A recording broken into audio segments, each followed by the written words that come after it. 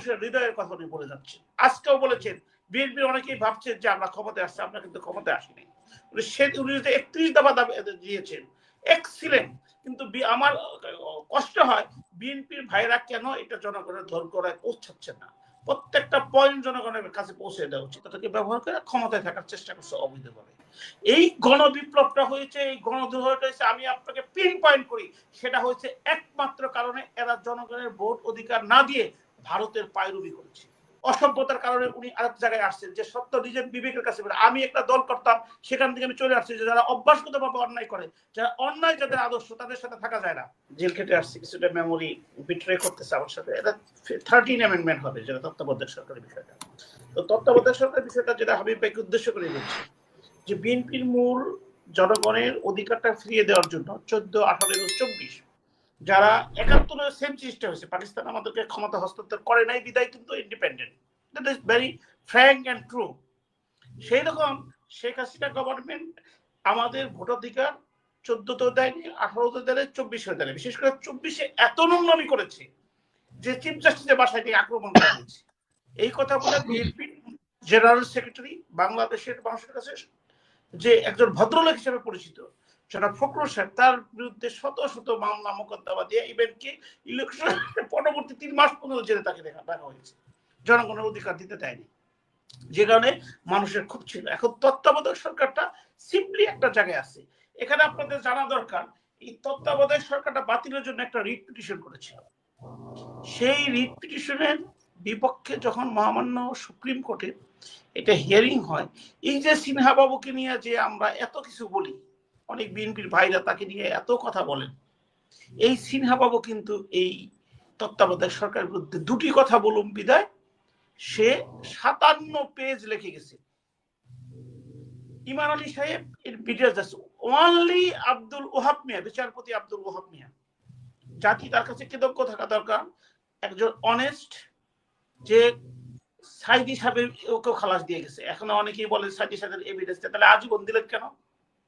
তো উনি কিন্তু সাইদি সাহেবকে খালাস দিচ্ছে। উনি বিচারপতি হিসেবে যায় এবং কখনোই কোনদিন মিডিয়া আসে না, ওয়ারাস সিনেমা কিন্তু মিডিয়া আসে। উনি এই 13 অ্যামেন্ডমেন্টে উনি যে রায় দিয়ে গেছে থার্ড এই ইয়ের পক্ষে, ইন্টারিম সরকারের পক্ষে, এইটা কিচ্ছু করার দরকার নাই। ওনার ওই রায়, ওই যে পয়েন্টগুলো দিচ্ছেন, ওই পয়েন্টগুলো যদি আলোচনা করা হয়, ইন্টারিম গভর্নমেন্ট ফিরে আসে, যেটা বিএনপির প্রাণের দাবি, দেশের মানুষের প্রাণ দাবি, যে মানুষ তার ভোট দিয়ে নেতা নির্বাচিত করবে, তারা এই দেশটাকে পরিচালনা করবেন। ইভেন জনাব তারেক জিয়া সাহেবের যে বর্তমান আলোচনা, তার বক্তব্য প্রত্যেকটা মানুষের হৃদয়ের কথা উনি বলে যাচ্ছেন। আজকেও বলেছেন বিএনপির অনেকেই ভাবছেন যে আমরা ক্ষমতায় আসছি, আমরা কিন্তু ক্ষমতায় আসিনি।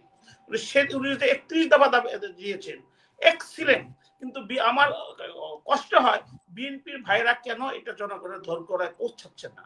প্রত্যেকটা পয়েন্ট জনগণের কাছে পৌঁছে দেওয়া উচিত, সেটা তারা পৌঁছাতে পারছেন না। এখন এই যে কথাটা আমি মামুন সাহেবের কথার মধ্যে আসতেছি, শুধু রিভিউটা অ্যালাউ করলেই ইন্টারিম গভর্নমেন্টটা হয়ে যায়। ইন্টারিম না, তত্ত্বাবধায়ক কেয়ারটেকার গভর্নমেন্ট। কেয়ারটেকার গভর্নমেন্ট হলেই আমি আপনি আমরা সকলেই স্বাধীনভাবে আমরা ভোট দিতে পারি। সেটা যে ডিলে করা হচ্ছে এবং ইলেকশনের রোডম্যাপ দেওয়া হচ্ছে না, এইখানে কিন্তু আবার কিন্তু এই পলাতক পতিত শেখ হাসিনা সরকারের দিকে যেতে হচ্ছে। মনে হচ্ছে যে এদের একটা অসৎ পারপাস আছে। আরে বাবা, আপনি 10 বছর পর ইলেকশন দেন, বলেন না আমার সংস্কার একটা ধারাবাহিক জিনিস। শেখ হাসিনাও ডেভেলপমেন্ট অমুক তমুক কইয়া বইলা আমাদেরকে 3 টিম গভর্নমেন্ট নিয়ে গেছে, ইলেকশন দেয় নাই, পাকিস্তানিরও দেয় নাই। আপনারা সেই ইলেকশন থেকে ভয় পাচ্ছেন কেন? এই দেশের মালিক আমি, এই দেশের মালিক আপনি। রাষ্ট্রপতি একটা ভোট দিবে, ওই যে লোকটা রিক্সা চালায় সে একটা ভোট দিবে। আপনারা দীর্ঘদিন যারা ভোটের অধিকার পাচ্ছে না, আমাদের যে ছেলেরা বিপ্লব করেছে তারা জানে না কিভাবে ভোট দিতে হয়। এই পতিত পলায়ন সরকার যে মেথর পট্টি যেখানে আছে, যেখানে টয়লেট, পাবলিক টয়লেট, ওইখানে তারা ভোট ডাকাতি করেছে। আমাদের সুপ্রিম কোর্টের দেবর বাবির খেলা কে না দেখছে বাংলাদেশের? আমি ভাই কে না দেখছে? সবাই দেখছে না? তাহলে আমাদের ভোট অধিকারটা আপনাকে কেন ফিরিয়ে দিচ্ছেন না?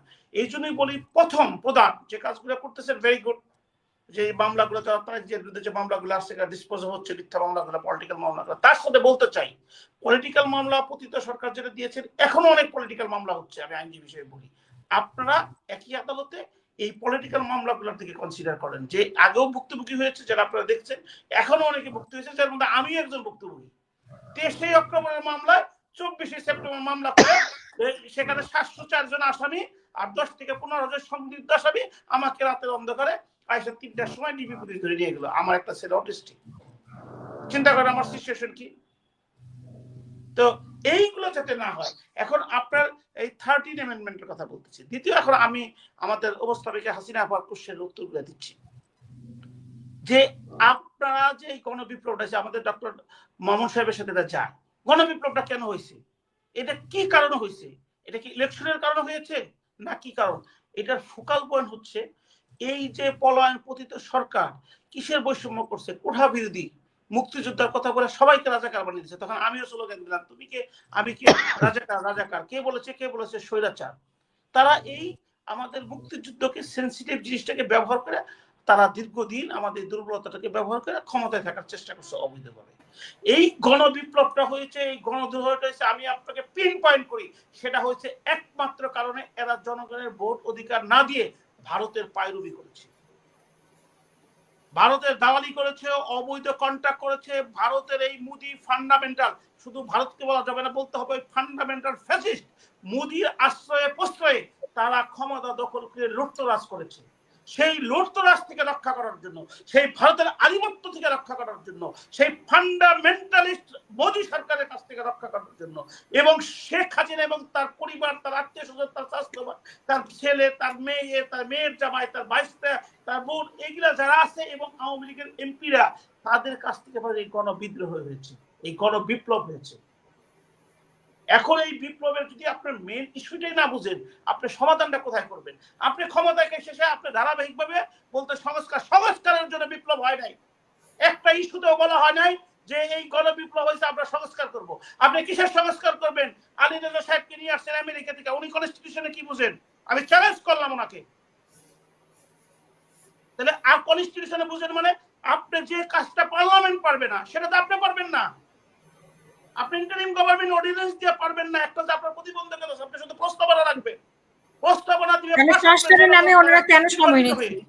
সংস্কারের নামে কেন সময় নিচ্ছে? না আপনার কথাগুলো বলতেছি। এখন হচ্ছে যে না, সংস্কারের নামে কেন সময় নিচ্ছে ওনারা?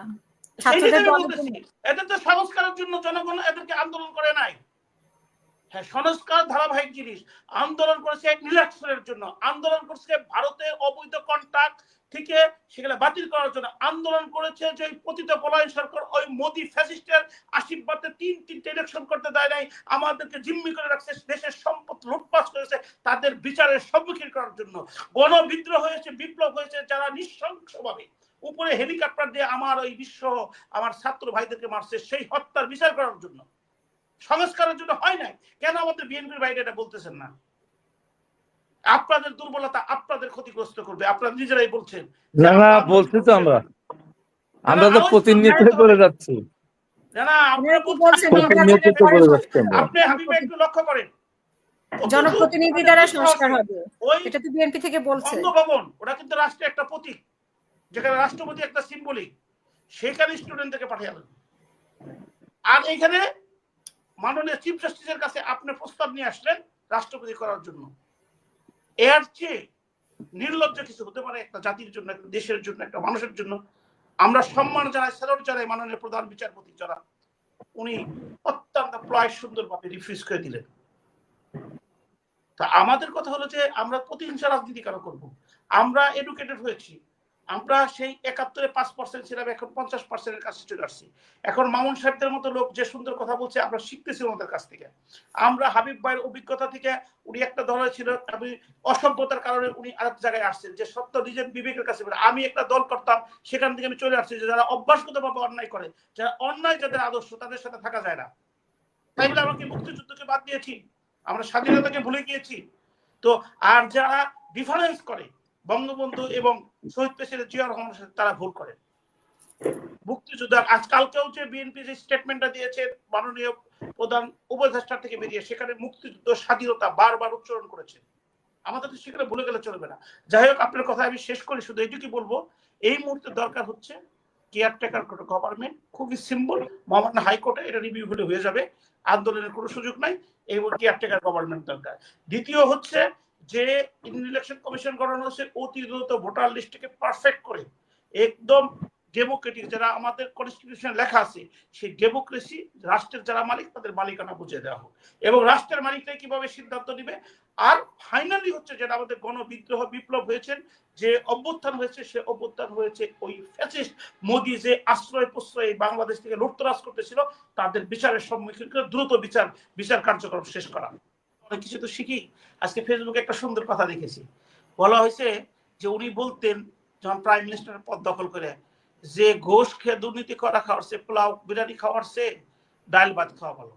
আরেকজনে লিখছে দুর্নীতি করে মানুষের অধিকারকে ডাকাতি করে ক্ষমতায় থাকার চেয়ে মানুষের বাসায় কাজের বোয়াগিরি করা ভালো।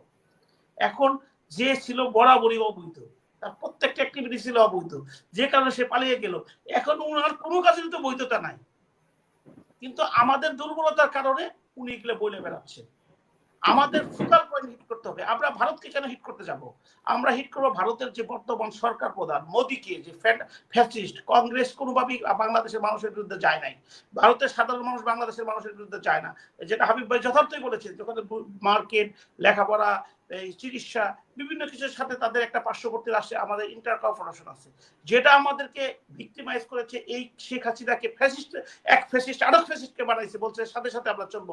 জামাই বোর সম্পর্ক যারা করেছে তারা ওইখানে দেখেন ইলেকশনে ম্যানিফেস্ট করছে, আর এখানে অবৈধভাবে সমস্ত সাপোর্ট দিয়ে জনগণের অধিকারকে তুচ্ছ করছে। এবং তারাই তাদের স্বয়ং সাপোর্টে, তাদের প্যাট্রোনাইজিংয়ে তারা ওই ইউএসএ বক্তৃতা দিচ্ছেন, ইউকেতে বক্তৃতা দিচ্ছেন, বাংলাদেশের বিভিন্ন রাইট বাজারের চেষ্টা করছেন। কারণ মোদী সরকারের কাজ হচ্ছে রাইট করা।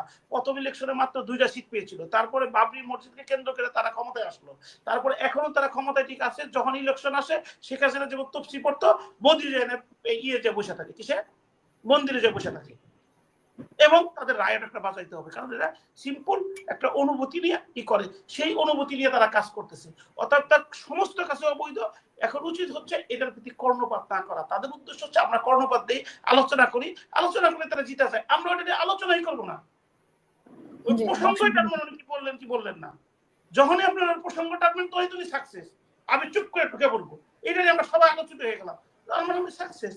উনি বললেন যেদিনকে আপনি এই কি নভেম্বরের 10 তারিখে, আবার আমি কি বলছিলাম, যেটা ঢোকাসবো, আর ওই দিনকে আমাকে ডিবি অ্যারেস্ট করলো। ওই দিন আমাকে ডিবি ওই কারণে অ্যারেস্ট করলো, ওইটা শো করলো। এটা কি করতে পারে? যেখানে আমি বলতেছি এটা জাস্ট ওনারা কিছু দৃষ্টিভঙ্গি নেওয়ার চেষ্টা করতেছে। ওনাদের যে নিরীহ কর্মীগুলা যারা দলকে ভালোবাসে তাদেরকে মারার জন্য, মেরে ফেলার জন্য একটা ইস্যু তৈরি করার জন্য সৃষ্টি করতেছে। জাস্ট ইগনোর করেন এটাকে।